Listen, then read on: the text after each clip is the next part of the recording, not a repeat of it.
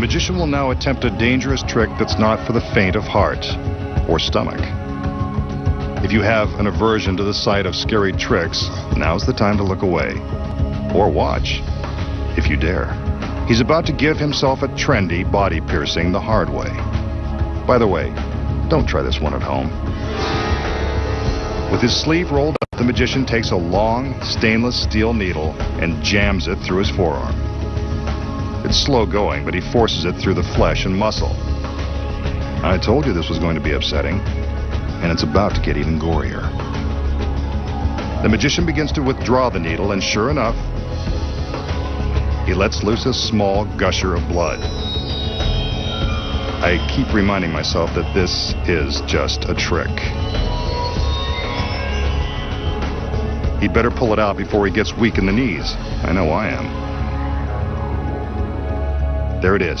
He's a braver man than I, and I keep reminding myself that it's just an illusion. So how did the magician thrust the needle through his forearm and draw blood without inflicting serious injury? Rest assured, this is just an illusion, and the blood is all part of the gag. The secret is in this ordinary bottle of rubber cement. Before the trick begins, the magician takes a healthy dose of the clear cement and applies it to his forearm. He's careful to get complete coverage on his skin. When the cement dries, it will be impossible to detect. Now when the magician appears to plunge the needle into his arm, he's merely pressing it against his skin. He struggles a bit to make the illusion more convincing. Once the needle appears to be completely inserted into his arm, he pinches his skin around the steel.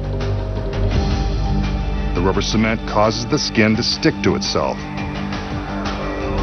The effect is pretty gruesome, but not grisly enough for our masked man. He wants us to see blood. That's where a trick needle comes in handy. It's secretly hollow, and the knob on the end is really a rubber bulb that contains fake stage blood. The magician uses the needle like a turkey baster, squeezing it to suck up the fake blood into the rubber bulb, then squirting it out when the time is right for maximum horror.